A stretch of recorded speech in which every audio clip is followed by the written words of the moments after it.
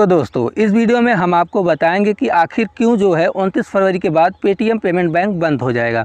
तो यहाँ पर दोस्तों हाल ही में 31 जनवरी को आरबीआई ने आदेश जारी किया है कि 29 फरवरी के बाद जो है पेटीएम पेमेंट बैंक पर रोक लगा दी जाएगी। तो अगर दोस्तों आप पेटीएम पेमेंट बैंक चलाते हैं तो आप इस वीडियो को लास्ट तक जरूर देखना। तो यहाँ पर दोस्तों इस वीडियो में हम आपको बताएंगे कि आखिर क्यों जो है आरबीआई ने पेटीएम पेमेंट बैंक पर रोक लगाई है। अगर दोस्तों 29 फरवरी के बाद भी अगर आपके पेटीएम पेमेंट बैंक में अगर आपका पैसा पड़ा रहता है तो आप उसे यूज कर पाएंगे या फिर नहीं कर पाएंगे।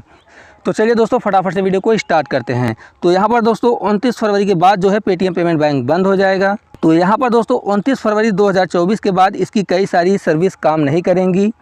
आरबीआई ने पेटीएम पेमेंट बैंक में पाई गड़बड़ियों के कारण उसकी सर्विसेज पर रोक लगा दी है। तो यहाँ पर दोस्तों saving account, wallet, FASTag, NCMC account का क्या होगा। तो यहाँ पर दोस्तों saving account, current account, prepaid instrument, FASTag, national common mobility card आदि में मौजूद पैसों के विड्रॉल या उपयोग पर किसी तरह की कोई पाबंदी नहीं है। बैलेंस अवेलेबल होने तक इनका इस्तेमाल किया जा सकेगा। तो यहाँ पर दोस्तों अब हम आपको बता देते हैं आखिर पेटीएम बैंक किन चीज़ों का उल्लंघन कर रहा था। मनी कंट्रोल के अनुसार आरबीआई को पेटीएम की केवाईसी में बड़ी अनियमितताएं मिली हैं, जिससे ग्राहक सीरियस रिस्क में आ गए थे। पेटीएम ने लाखों ग्राहकों की केवाईसी नहीं की थी, लाखों अकाउंट का पैन वैलिडेशन नहीं हुआ था, मल्टीपल कस्टमर्स के लिए सिंगल पैन का इस्तेमाल हो रहा था। कई मौक़ों पर आरबीआई को बैंक की ओर से गलत जानकारी भी दी गई थी। आरबीआई ने 31 जनवरी 2024 को प्रेस रिलीज में कहा कि 11 मार्च 2022 को Paytm payment bank limited PPBL को एक नोटिस जारी किया गया था। बैंक को नए ग्राहक ऐड करने से रोक लगा दी गई थी।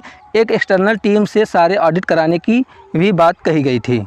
रिलीज में कहा गया था कि सिस्टम ऑडिट रिपोर्ट में एक्सटर्नल ऑडिटर्स को पेटीएम पेमेंट बैंक के वर्किंग में कई तरह की खामी मिली।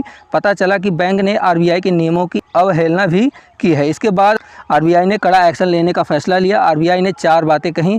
29 फरवरी के बाद पेटीएम पेमेंट बैंक के अकाउंट में पैसा जमा नहीं किया जा सकेगा। इस बैंक के जरिए वॉलेट, प्रीपेड सर्विसेज, फास्टैग और दूसरी सर्विसेज में पैसा नहीं डाला जा सकेगा। हालांकि इंटरेस्ट, कैशबैक और रिफंड कभी भी अकाउंट में क्रेडिट हो सकेगा।